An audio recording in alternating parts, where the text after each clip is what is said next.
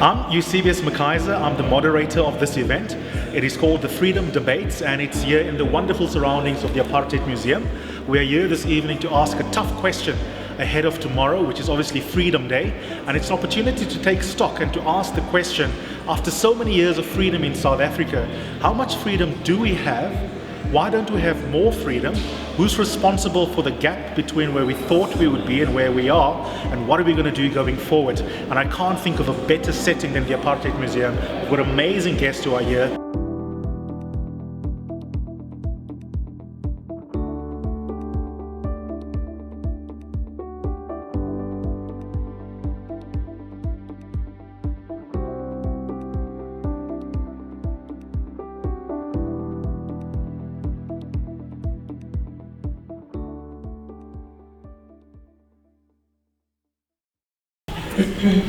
My name is Wadey and I work at the Apartheid Museum.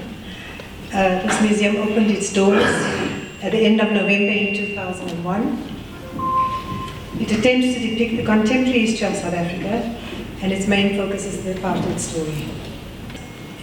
Tonight's debate, where we question our freedom, is the second in a series of debates which we will be hosting here at the museum. And we encourage you to join us in these discussions. I would like to welcome all of you to the museum tonight. Thank you for taking the time out to be here and hopefully to engage with the topic at hand. I would also like to welcome and thank our panelists for taking of their time to share and engage with us. And our moderator, Eusebius, will introduce the panelists more fully later on.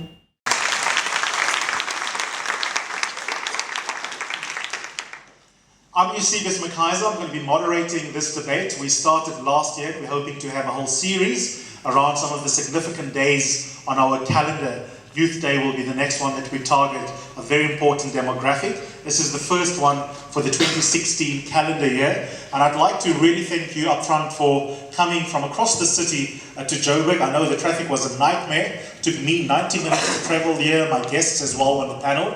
And as I was saying to one of my colleagues today at Promedia, if we are moaning about apartheid geography, living apart, we have to live the city the way we pretend that we'd like to, and that means getting out of the northern suburbs into the south and vice versa. So we will continue to struggle and hopefully problem solve how to make sure we start on time, we get many more bodies here, but I think what's not an option is to continue to have some of these discussions in one part of this amazing African city. And so that's our vision, and that's why we are here, quite apart from the fact that I cannot think of a more emotionally appropriate setting than the Apartheid Museum for today's discussion. I'm not going to say much by way of introducing the topic, just how it is that Wadey and I came to frame it. Freedom is what we all imagined we signed up for in 1994.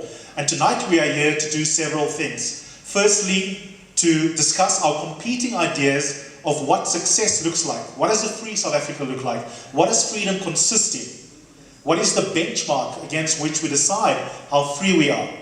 Then I think there's another strand of conversation, which is a diagnostic conversation. How are we getting on? How well are we doing? Do many of us, especially as young people, take for granted not having the long view, like some of my panelists do, of where we come from? Or are we right to be agitated about some of the various sins in the states, in the private sector, in civil society that seem to be holding us back? So there's also a diagnostic conversation. And then, of course, I think we would be remiss not to be looking forward and to ask whether there are low-hanging fruit we might pick to mind the gap, as the full title of tonight says, between the ideal of freedom and the reality of some freedom and many unfreedoms in this city. That's all I want to say. I'm going to introduce my guests in turn as they speak. First up is Advocate George Bezos. Both George and Zak insist that I call them that, which is a bit weird given what incredibly preeminent world-class citizens they are, quite apart from how we know them here in South Africa. He of course doesn't need much introduction. An absolutely incredible social justice lawyer, incredible human rights fighter, and a CV that we could talk about the whole night. And I'm sure many of you are very, very familiar with George's place in our history, a very special person to have here. And still so incredibly active. I don't want to sound ageist, but so many people are asking me, is George still coming? Because He was under hospital observation the other night, and he doesn't know what the fuss is about. In fact, he was in hospital under duress, quite frankly, he tells me. And then he also told me that he has a bad reputation for speaking over time.